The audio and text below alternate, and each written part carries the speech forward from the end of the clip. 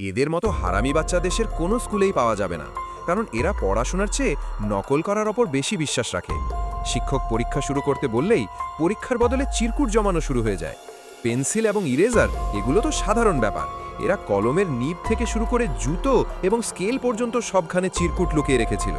এছাড়া এক মেয়ে তার ক্যালকুলেটরের 12টা বাজিয়ে তার ভেতরে এমন সব জায়গায় চিরকুট লুকিয়েছিল যে ভাবাই যায় না। তবে এসবের ঊর্ধ্বে এই মেয়েটি সবার সেরা। সে বুদ্ধি খাটিয়ে নিজের মেহেদির নকশার মাঝখানে গণিতের সূত্র লিখে নিয়ে এসেছিল। তখনই একটি ছেলে অন্য একজনের কাছে চিরকুট চায়, আর এই নড়াচড়ার কারণে শিক্ষকের নজর তার ওপর পড়ে। অমনি এক ছেলে পরিস্থিতি সামাল দিতে কাগজ চায়, কিন্তু শিক্ষক কাগজ দিয়ে ফেরার সময় তার হাতে লেগে বান্ডু বোতলটি পড়ে যায়। শিক্ষক দেখেন যে সে বোতলের মুখ টেপ দিয়ে আটকে ঢাকনার ভেতরে চিরকুট লুকিয়ে রেখেছে। পরের মুহূর্তেই ছেলেটি তার সব নকল সহ প্রিন্সিপালের রুমে হাজির হয়, যেখানে প্রিন্সিপাল তার বাবাকে ডেকে এনে তাকে আচ্ছা করে ধোলাই করেন। কিন্তু বেচারা বাবা আর কী করবেন, তার নিজেরই অবস্থা খারাপ ছিল।